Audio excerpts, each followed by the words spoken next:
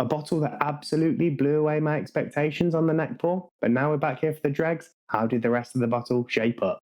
Hi there, my name's Lewis and welcome to the Neckpour. This is the whiskey review channel where I give you my thoughts and opinions on a particular bottle of whiskey from the Neckpour all the way down to the dregs. You join me here today for the dregs of this one, the Johnnie Walker 200th Anniversary Blend. This is one that I picked up at a great price on auction. And yeah, I went into it with pretty low expectations based on my experiences with Johnnie Walker, although I don't mind the odd dram of black, and it's a good sort of holiday, easy drinking whiskey. The rest of the range has never really made sense to me. But this bottle on the Neckpour, I was very, very impressed. And it made me also think, why is the rest of the stuff not like this? But yeah, before we go any further, I think let's get this poured out. We'll talk through what I thought during the rest of the bottle and my final opinions. It is one that I do truly like the packaging of. I think this is a really, really stylish box. And I think the bottle, the kind of really minimal style, looks pretty great. Not quite sure why it was upside down there, and pretty glad it didn't fall over.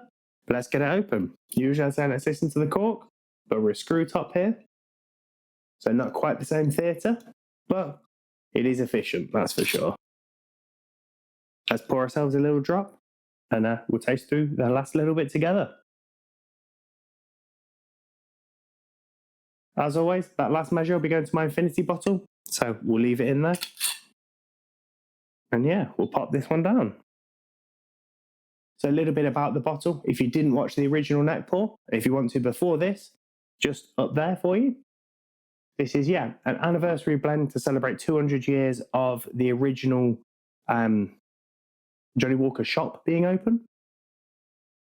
It's a 51% non-age stated whiskey. Speculation that it's non-chill filtered based on the strength doesn't explicitly say. It does, however, contain colour because this was exported to Germany, and it does say in German, mit Farbstoff-Zuckercolour, meaning with added sugar colour or caramel colouring, E150, is what we call it over here. So it is, yeah, it is coloured whiskey, not natural. And yeah, when you read some of the bump about it, it's meant to sort of emulate the whiskey, the Highland Whisky blend they would have been selling in the shop. And apparently the only whiskies that have gone into this are from distilleries that were open in the 1860s, according to some of the marketing they put out on the internet when it first released. So yeah, anyone that's got the time and the inclination could look at what Diageo currently owns that was open in the 1860s. It might give you a better idea of what's actually in the bottle. Sadly, I've not done that myself. But yeah, picked this one up at an absolutely great price. Got it on auction from Scotch Whisky Auctions and delivered to the door. I mean, the shipping was saved by it came with something else, but I've split that between the two bottles. And it was £36.25, which is an absolute crazy price for this, in my opinion. And again, for that price, without spoiling anything, this is a great, great blend. But yeah, let's give it a little nose, a little taste, and we'll talk through it.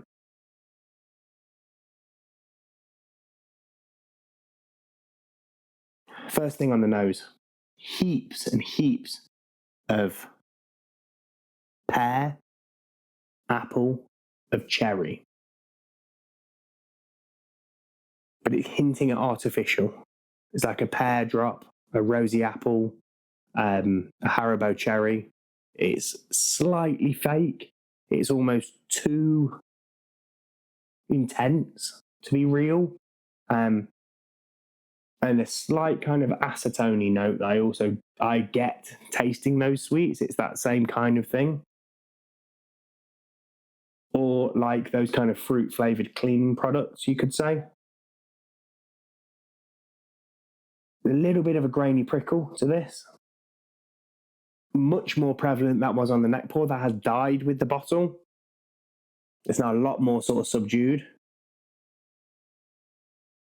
And again, as it's opened up, I didn't get it on the Neckpour really. I didn't get almost any smoke on this. there is just a little waft of smoke way off in the distance. It's not a peat, it's not an ash, it's nothing like that. But it's a really clean wood fire, but miles away, you know, you're just smelling the very, very faintest whiffs of it on the air. But overall, I mean, I'm not averse to that grain nose or that slightly fake nose. That does also, that's often quite imparted by grain whiskey. So I'd say there's probably some decent middle-aged grain in here. You know, something in that sort of 12 to 15 year with probably some younger malt. But for me, that's very, very inviting. It's very enticing. I've got through it pretty darn quickly as well, you know, and it's one that when I've shared with other people, they've enjoyed it. This was released in 2020, but I only picked it up maybe 12 months ago. I can't remember exactly when the original date was, and I'll put a little note up there to say how long I actually had the bottle open for. But no, that's pretty good. Give it a little taste.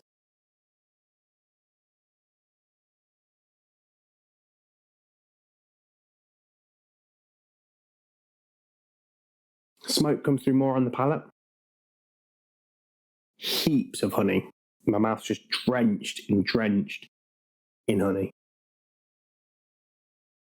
The stewed fruits, those apples, those pears, they've come through to the palate, but they're now cooked and they've been lightly spiced as well. There's a bit of ginger in there, a bit of nutmeg as well. Ginger, nutmeg.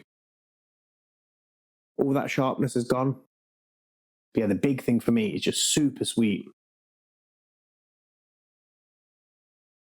And it's a really thick honey all over the palate, coating the inside of my mouth. And it's great. And it's so different to what 40% Johnnie Walker's like. And that's in a sense, the kind of crying shame of it. And then through to the finish, loads of oak. That smoke kind of then fades into drying sort of oaky wood tannins and almost like quite heavily charred wood because there's still a little hint of that burn there. I get loads of raisins, but like boozy raisins, like rum and raisin, almost getting on with that kind of oakiness, the kind of creaminess, the honey, like rum and raisin ice cream. And then it becomes really, really, really sweet right at the back end, like chewing fudge. It's that really almost overwhelming on the palate sweetness, which is really, really interesting because the nose is really quite savoury. And then as you drink it, it just gets sweeter and sweeter and sweeter and creamier and creamier and creamier. And it's a great finish, super lovely and long. And as I say, it's the real crying shame of the normal Johnnie Walker blends because this is so long and so much more rich and so much more interesting and so much more characterful. And they're so limp and insipid. And, you know, if you can make this, why make that? And, you know, I don't mind black label. It's not the worst thing in the world. It's an okay sipper. I've never understood green label. I don't understand the price for a whiskey that's presented that way. Blue label even more so. It's just crazy, crazy talk. Because to me, this absolutely, without a shadow of a doubt, beats blue label into a tin hat. And I get it. Probably quite a controversial statement to a lot of people. A lot of people like blue label. It's a very vaunted and highly thought of whiskey. But please, to the people that are buying that, for the price they're buying that, find something like this on an auction site. They still come up fairly regularly. They're probably going for about 55 quid now. But buy this once and you won't buy that again. I promise you that now. Because this is the absolute real deal and it's a great budget blend. We've kind of kept one in the house all the time I've gone from the North Highland blend from Thompson Brothers up there, went on to this one, and then we've had the Mossburn Island blend, again up there. All absolute bargains around this same kind of £35 mark for proper naturally presented whiskey. And you could buy all three of those for less than a bottle of Blue Label. For me, it's crazy. There's only one reason that you'd want to do that, and you're buying it because of prestige. And ultimately, I think that's crazy. Whiskey's for drinking, whiskey's for enjoying, whiskey's for sharing. And this is the kind of thing that it should be all about. But yeah, before I waffle on and evangelize any further on this, I'd just like to say thank you all so much for joining me here today. The fact that you take time out of your busy day to spend a bit of it with me really does mean the world to me. If you've enjoyed this video, please do consider hitting the like button. If you've got any thoughts on this particular bottle, there's other Johnnie Walkers or other budget blends you think I need to be trying, drop them in the comments below. And if you've really enjoyed the video, please do consider hitting that subscribe button and that notification bell so you're informed next time I post. It really does do a whole lot for the channel, and I really do appreciate it. But other than that, until the next time, cheers, sláinte, and I'll see you again.